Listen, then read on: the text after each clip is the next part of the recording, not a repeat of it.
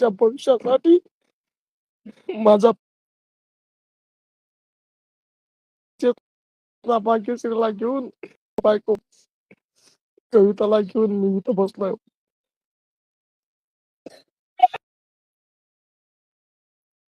अन्न पाणी येईल त्या दिवशी मला शासन न्याय देईल.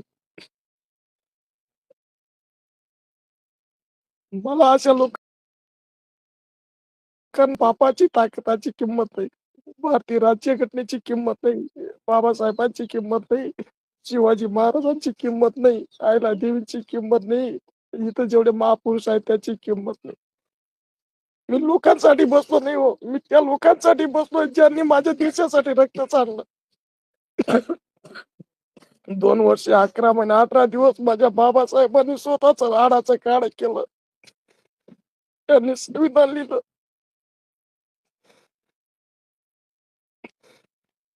आणि त्यांच्या संविधानाची किंमत जर या देशातला तरुण करत नसेल तर ही मोठी चोकाटी काय साहेब, ही मोठी चोकाटी.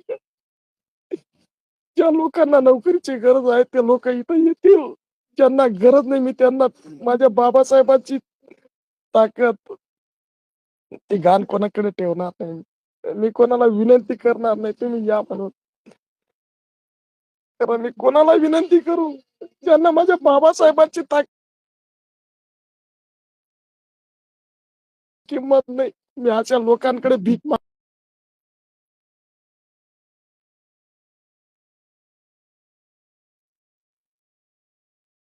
त्या माणसाकडे जो माणूस मला न्याय देऊ शकतो.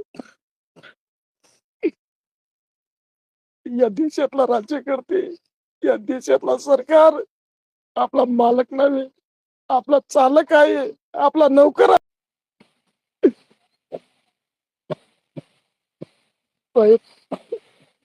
माझी मागणी चुकीची आहे का हो? जर माझ्या देशाला संविधान मान्य असेल तर या देशातला प्रत्येक तरुण, या देशातला प्रत्येक राज्यकर्ते मला पाठिंबा देतील. लोकसभेच्या निवडणुकीच्या वेळेस राहुल गांधी साहेब संविधान दाखवतात, संविधान.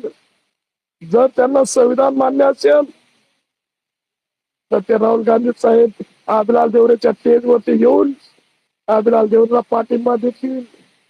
उद्धव ठाकरेला संविधान मान्य असेल, संजय राऊतला संविधान मान्य असेल, अजितदादा पवारला संविधान मान्य असेल, एकनाथ शिंदेला, देवेंद्र फडणवीसला संविधान मान्य असेल, शरद पवार साहेबांना, सुप्रिया सुळेताईंना जर संविधान